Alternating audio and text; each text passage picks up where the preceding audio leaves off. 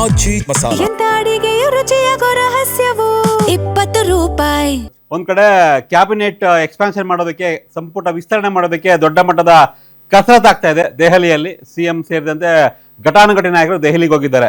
ಮತ್ತೊಂದು ಕಡೆ CM D K Shivakumar ಮುಖ್ಯಮಂತ್ರಿಯಾಗಿ 1.5 ತಿಂಗಳು. ಈ ನಡುವೆನೇ ಒಂದು ದೊಡ್ಡ ಚಾಲೆಂಜ್ ಎದುರಾಗಿದೆ ಅವ್ರಿಗೆ.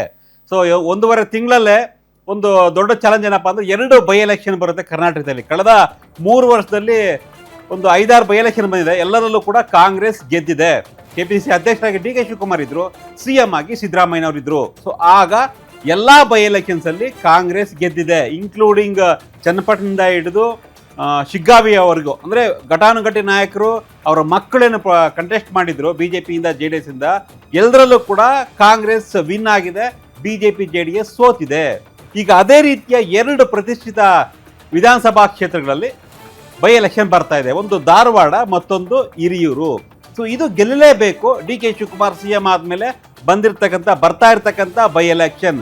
ಸೊ ಏನು ಚಾಲೆಂಜಸ್ ಇದೆ ಈ 2 ವಿಧಾನಸಭಾ ಕ್ಷೇತ್ರದಲ್ಲಿ, ವಿಶೇಷವಾಗಿ ಹಿರಿಯೂರು ವಿಧಾನಸಭಾ ಕ್ಷೇತ್ರದಲ್ಲಿ ಏನೆಲ್ಲ ಚಾಲೆಂಜಸ್ ಇದೆ, ಧಾರವಾಡದಲ್ಲಿ ಏನೆಲ್ಲ ಚಾಲೆಂಜಸ್ ಇದೆ. ಸೊ ಯಾರು ಕಾಂಪಿಟೇಷನ್ಗೆ ಇದ್ದಾರೆ, ಕಾಂಗ್ರೆಸ್ನಲ್ಲಿ ಎಷ್ಟು ಆಕಾಂಕ್ಷಿಗಳಿದ್ದಾರೆ, ಅವರ ಪ್ಲಸ್ಸು ಮೈನಸ್ ಏನು, ಅಪೋಸಿಷನ್ ಬಿಜೆಪಿ ಅಥವಾ JDS ಅಲ್ಲಿ ಅಭ್ಯರ್ಥಿಗಳು ಯಾರಿದ್ದಾರೆ, ಅಲ್ಲಿನ ಅವ್ರಿಗೆ ಆಗ್ತಕ್ಕಂಥ ಪ್ಲಸ್ ಮೈನಸ್ ಏನು, DKಶಿಗೆ ಇರುವಂತಹ ಆ ಚಾಲೆಂಜಸ್ ಏನು, ಇದ್ರ ಬಗ್ಗೆ ಮಾತನಾಡೋಣ. ಮಾರುತಿ, ಇವತ್ತು 2 ವಿಧಾನಸಭಾ ಕ್ಷೇತ್ರಗಳ ಬಗ್ಗೆ ಈ ಒಂದು ನಮ್ಮ ಪೊಲಿಟಿಕಲ್ ಕಾರ್ನರ್ನ ಬಿಗ್ ಚಾಲೆಂಜ್ನಲ್ಲಿ. ಸೊ ಮೊದಲಿಗೆ ನಾವು ಡಿ ಕೆ ಶಿವಕುಮಾರ್ ಏನು ಈ ಒಂದು 2 ವಿಧಾನಸಭಾ ಕ್ಷೇತ್ರಗಳ ಬಗ್ಗೆ ಒಂದು ಬ್ರೇಕಿಂಗ್ ಇದೆ, ನೋಡ್ತಾ ಹೋಗೋಣ ಏನೆಲ್ಲ ಚಾಲೆಂಜಸ್ ಇದಾವೆ ಅಂತ.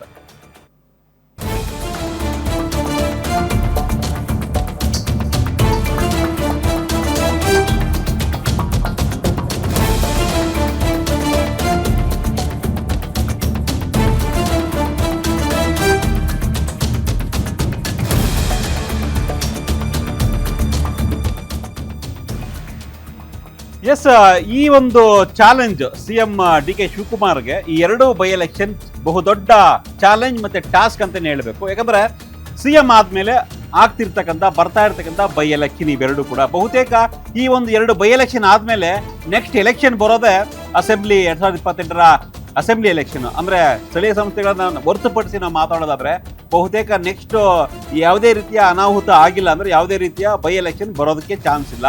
ಸೊ ಹೀಗಾಗಿ ಹಿರಿಯೂರು ಮತ್ತೆ ಧಾರವಾಡ ಗ್ರಾಮಾಂತರ, ಹಿರಿಯೂರಿನಲ್ಲಿ ಡಿ ಸುಧಾಕರ್ ಅಕಾಲಿಕ ನಿಧನದ ಬಳಿಕ ತೆರವಾಗಿರ್ತಕ್ಕಂಥ ಸ್ಥಾನ.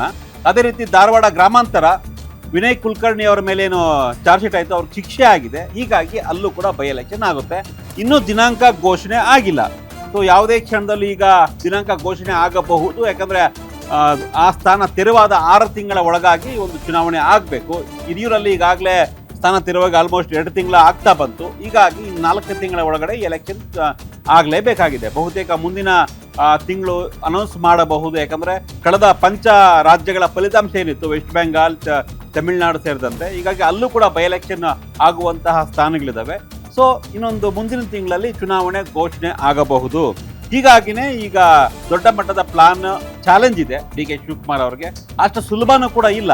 ಯಾಕಂದ್ರೆ ಬಿಜೆಪಿ ಮತ್ತೆ JDSಗೆ ಇದು ಡೂ ಆರ್ ಡೈ ಫೈಟ್ ತರ, ಮ್ಯಾಚ್ ತರ. ಎರಡೂ ಕೂಡ ಮೈತ್ರಿಯಾಗಿ ಬಹುಶಃ ಎದುರಿಸುವಂತಹ ಬೈ ಎಲೆಕ್ಷನ್ ಆಗಿರೋದ್ರಿಂದ ಸೊ ವಿಜೇಂದ್ರಗೂ ಕೂಡ ಒಂದು ರೀತಿ ಟಫ್ ಫೈಟು, ಅಶೋಕ್ಗೂ ಕೂಡ ಒಂದು ರೀತಿ ಚಾಲೆಂಜು, ಅದೇ ರೀತಿ JDS ನಾಯಕರಿಗೂ ಕೂಡ ಒಂದು ಚಾಲೆಂಜ್ ಇದೆ. ಯಾಕಂದ್ರೆ ಮುಂಬರುವ ಚುನಾವಣೆಗೆ ಇಬ್ರು ಜೊತೆಯಾಗೋದ್ರೆ ಯಾವ ತರ ಎದುರಿಸ್ಬೇಕು ಅಂತ. ಸೊ ಹಾಗಾಗಿ 2 ಎಲೆಕ್ಷನ್ ಗೆಲ್ಲಲೇಬೇಕಾದಂತ ಒಂದು ಅನಿವಾರ್ಯತೆ 3 ಪಕ್ಷಗಳಿಗಿದಾವೆ. ಅಂದ್ರೆ ಕಾಂಗ್ರೆಸ್ ಮತ್ತೆ NDA ಮೈತ್ರಿಕೂಟ, ಬಿಜೆಪಿ ಮತ್ತೆ JDS ಮೈತ್ರಿಕೂಟ ಏನಿದೆ, ಎರಡಕ್ಕೂ ಕೂಡ ಒಂದು ರೀತಿಯ ಪ್ರತಿಷ್ಠೆ ಮತ್ತೆ ಒಂದು ರೀತಿ ಚಾಲೆಂಜ್, ಅವರ ನಾಯಕತ್ವಕ್ಕೆ ಇರುವಂತ ಚಾಲೆಂಜ್ ಇದು. ವಿಜೇಂದ್ರ ರಾಜ್ಯಾಧ್ಯಕ್ಷರಾಗಿ, ಬಿಜೆಪಿ ರಾಜ್ಯಾಧ್ಯಕ್ಷರಾಗಿ ಏನಿದ್ದಾರೆ ಅವ್ರಿಗೂ ಕೂಡ ಚಾಲೆಂಜ್. ತನ್ನ ಅಸ್ತಿತ್ವವನ್ನ, ತನ್ನ ಸೀಟನ್ನ ಉಳಿಸ್ಕೊಬೇಕು ಅಂದ್ರೆ ಇದನ್ನ ಗೆಲ್ಲಲೇಬೇಕು. ಧಾರವಾಡ ಹಾಗೂ ಹಿರಿಯೂರು ಎರಡರಲ್ಲಿ ಒಂದಾದ್ರೂ ಗೆದ್ರೆ ಒಂದು ರೀತಿ ಮರ್ಯಾದೆಯನ್ನ ಉಳಿಸಿಕೊಳ್ಳುವಂತಹ ಪ್ರಶ್ನೆ. ಹೀಗಾಗಿ ಇಬ್ಬರು ಡಿ ಕೆ ಶಿವಕುಮಾರ್ ಮತ್ತೆ Vijendra do or die situation ಅಲ್ಲಿ ಇದ್ದಾರೆ ಈ ಒಂದು ಬೈ ಎಲೆಕ್ಷನ್ ನಲ್ಲಿ. ಎಸ್, ಇದು 2 ವಿಧಾನಸಭಾ ಕ್ಷೇತ್ರಗಳ ಅಥವಾ 2 ನಾಯಕರ ಪರಿಸ್ಥಿತಿ ಬರುತ್ತೆ. ನಾವು ಹಿರಿಯೂರು ಒಂದ್ಸಲ ನೋಡ್ಬಿಟ್ಟು ಆಮೇಲೆ ವಿಶ್ಲೇಷಣೆ ಮಾಡೋಣ. ಎಸ್, ಹಿರಿಯೂರು ಯಾಕೆ ಚಾಲೆಂಜ್, ಟಫ್ ಫೈಟ್? ಆರಾಗಿದೆ, ನಾನೇ ಹಾಕಿರೋದು, ತಪ್ಪಾಗ್ತದೆ. ಎಸ್, ಹಿರಿಯೂರ್ ಬಗ್ಗೆ ಒಂದ್ಸಲ ನೋಡ್ಬೋಣ ಏನಾಗಿದೆ ಅಂತ.